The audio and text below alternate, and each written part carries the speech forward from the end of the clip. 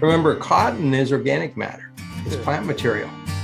And so you get an indirect measure of how many microbes you have by looking at how fast your underwear degrades in the soil.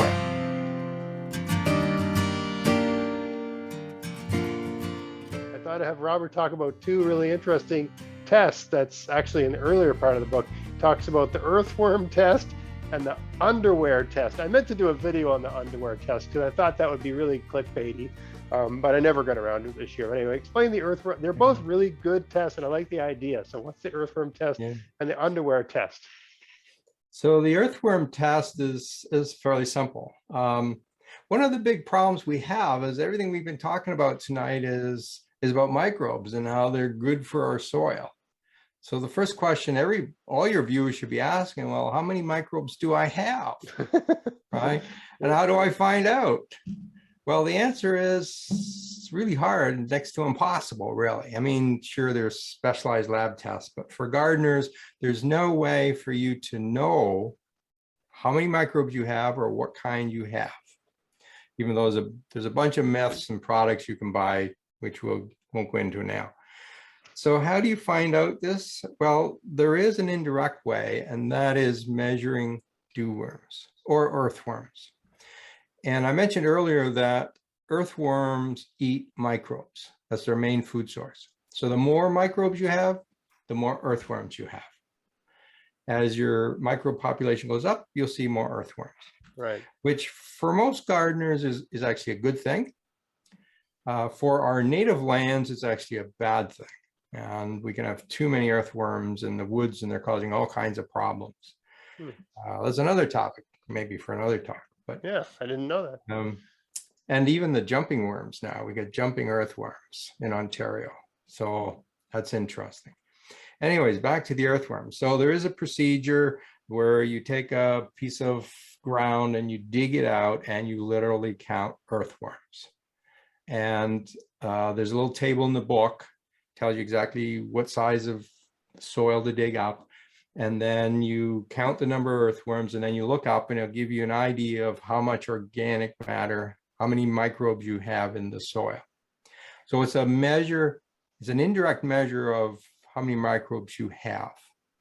And so now what you do is you do things to the soil to improve it, and then you come back next year and the year after and do it again, and hopefully you see this number increasing. And if you do, then you're doing the right things. Yes. If they're going down, then you did the wrong things. Yes. The second test I found a couple of years ago, and I just thought this was a hilarious test. But the funny thing is it works, which is the really cool thing about it. So what you do is you get some cotton briefs. And they actually do this at some of the universities in their soil teaching labs. You get these cotton briefs and you basically go out and bury them. And then you leave them there for a few weeks.